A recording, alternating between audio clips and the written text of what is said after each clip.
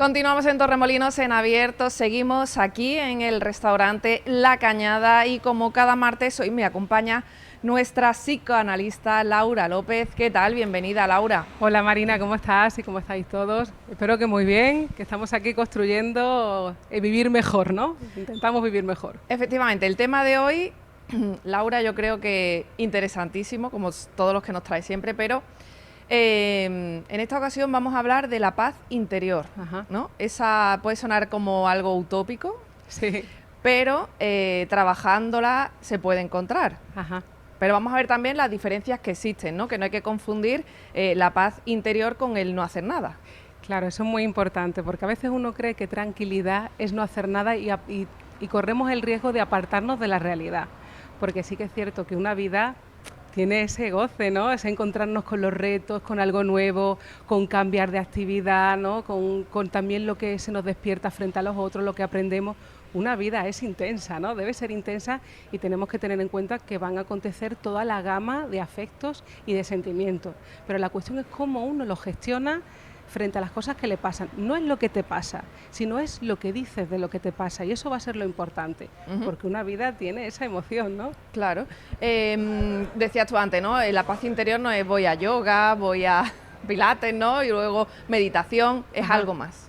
Claro, también se puede ir, ¿no? Hombre. No estamos diciendo que no vamos a excluir nada, no es que no sea, te puede sino enriquecer. Que... Pero a veces también es cierto que uno se refugia o en su casa o en ciertas actividades para no afrontar cosas que le pasan con las relaciones, en su propia vida, que no puede gestionar y que de alguna manera se aparta o las vacaciones, ¿no? También se pueden usar para decir, aquí me olvido de todo, lo dejo todo, y uno cree esa ilusión de que cuando vuelva va a estar todo transformado. Y claro, si uno no empieza a trabajar esos aspectos de uno, ¿no? A transformarse, uno no puede pretender cambiar la realidad, porque la realidad es uno mismo, es como uno reacciona ante la realidad. Hay que empezar en la transformación de uno, porque si no, cualquier cosa te puede afectar, y esa es la cuestión, ¿no? Que hay cosas que te afectan y que a otras personas no, y hay que ver qué me está pasando, qué me pasa a mí, ¿no?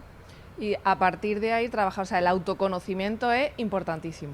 Claro, lo que pasa es que es imposible el autoconocimiento sin el pensamiento científico, es decir, uno cree que se puede conocer por sus conductas, por lo que ve, pero claro, la ciencia viene a decirnos, nos quita esa venda de los ojos y nos dice que lo que vemos y lo que creemos de nosotros no es verdad, es una apariencia. Por eso el psicoanálisis nos ayuda a conocernos y a transformarnos, porque las reacciones que tenemos o nuestro comportamiento ya es un producto de algo que nos pasa interiormente, de un conflicto interno, por ejemplo. Uno reacciona con ansiedad, se producen síntomas en la persona y claro, no tiene que ver con esa situación en concreto, sino que eso igual te ha despertado un conflicto interno y tu reacción es esa. O uno odia a una persona y el psicoanalista te interpreta que esa persona igual, tú tienes un afecto, un deseo erótico, un amor muy intenso, que como tu conciencia no lo permite, se transforma en odio. Es decir, es que vivimos engañados. Es muy fuerte esto, pero vivimos engañados. Si no, no nos pasaría lo que nos pasa, es que no nos conocemos. Entonces, vamos a ver, cómo hablábamos de la autoexigencia también, ¿no? Para encontrar la paz interior, pues conocer nuestros límites, saber que no se puede llegar a todo. Claro, eso es muy importante porque muchas veces vemos que bueno, se puede llegar a construir un ideal de uno mismo. Y claro, un ideal es un incentivo para ti ayudarte a permanecer en la vida, en el deseo, ¿no? Porque al fin y al cabo no hay que calmar el hambre nunca, ¿no? Es decir, que nunca vamos a llegar a ninguna meta. Bueno, podemos llegar a meta, pero lo importante es que después de esa meta venga otro proyecto. Y a veces uno piensa o cree de sí mismo o proyecta esos ideales infantiles y claro, llega uno a la realidad y ve que eso no existe, ¿no? Y podemos caer el riesgo de producir una autoexigencia en nosotros porque tenemos una moral muy estricta y entonces cualquier cosa que deseemos, que pensemos fuera de la moral, nos vamos a castigar.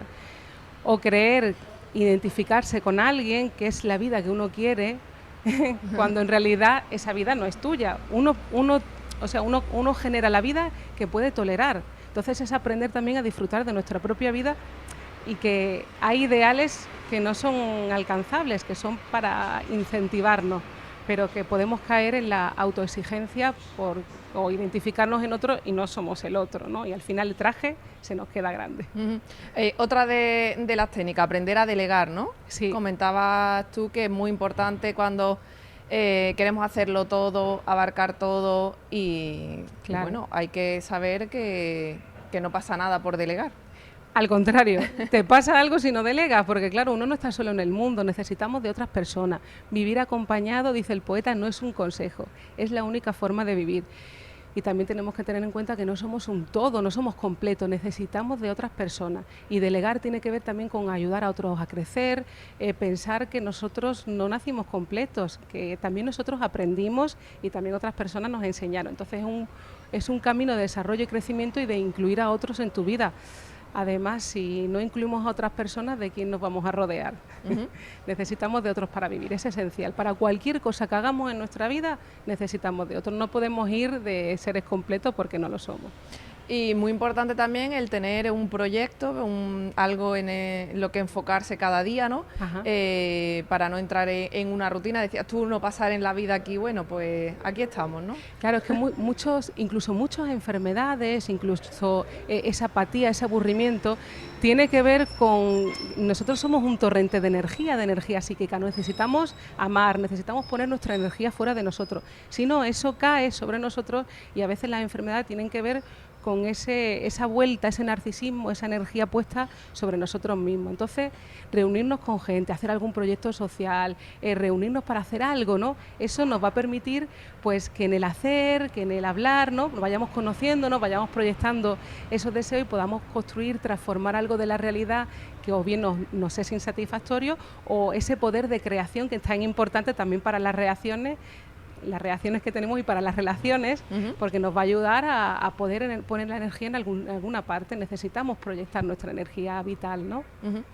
¿Cómo vamos a poner algún ejemplo, no sé, Laura, para que nuestros telespectadores entiendan un poquito más cómo poder ir haciendo día a día si se encuentran a lo mejor en esta situación? A ver cómo se puede llegar a esa paz interior. Bueno, por ejemplo, no quedarte en casa, ¿no? Sino que a veces te transmiten que descansar te va a permitir vivir mejor. Pero claro, hay veces que es demasiado descanso y apuntarnos al gimnasio, apuntarnos a un taller de teatro, apuntarnos a un taller de pintura. Eso va a hacer que también tú puedas poner tu energía, tengas una nueva ilusión, en lugar de caer en recuerdos del pasado, en quejarte en lo que te falta, en lo que no tienes, ¿no? Y ahí pues te va a permitir también unirte a otras personas y hacer algo más allá de ese descanso. Luego también me parece muy importante indicar que va a haber un elemento en todas las personas que es la culpa, que va a ser interesante que la trabajemos en ese sentido, porque claro, muchas veces uno se siente culpable de cosas que ha hecho, pero también uno se puede sentir culpable inconscientemente de cosas que ha deseado o fantaseado que no tolera de sí mismo. Entonces es importante revisar la moral que tenemos, porque a veces uno está muy pendiente al qué dirán, pero el qué dirán tenemos que saber qué es lo que digo yo. Es esa voz interior que muchas veces no me permite ir más allá de lo que te han transmitido, de las cosas que uno cree o que le ha transmitido su familia o la sociedad, y a veces hay un choque, un conflicto en la persona que no se permite hacer ciertas cosas por el qué dirán. Y hay que revisar que tenemos que conocernos y que hay deseos que se pueden llevar a cabo y que no hay que estar tan pendiente al que dirán, porque al final es esa voz interna que no te permites hacer ciertas cosas. Y vida nada más que hay una, ¿no? Y hay que vivirla, hay que vivirla. Por eso hay que transformar ciertas formas de pensar que nos anclan y nos dejan en la desidia. O sea, hay que luchar día a día por... Claro. O sea, es contradictorio. Esa paz no es estarse quieto. Esa paz es buscar, tener proyectos, enfocarte en un futuro, autoanalizarse. Un conjunto, ¿no? Hay un poeta, ¿no? Miguel Óscar Menasa, que es el director de la Escuela Grupo Cero, que dice: vivir es ir en contra de uno mismo, de esa manera que uno tiene de hacer muchas veces, esa manera de pensar, es constantemente ir aprendiendo, ir transformándose. Vivir tiene que ver con la capacidad de sustitución, así que no nos quedemos en esa tranquilidad pasmosa y volvamos a la vida, ¿no? Y para eso es muy importante el psicoanálisis, porque te ayuda a desencajar cierta energía que tiene uno trabada en algunas formas de pensar, en en esa culpa que decimos y que te ayuda a ponerla al exterior y estar más vivo.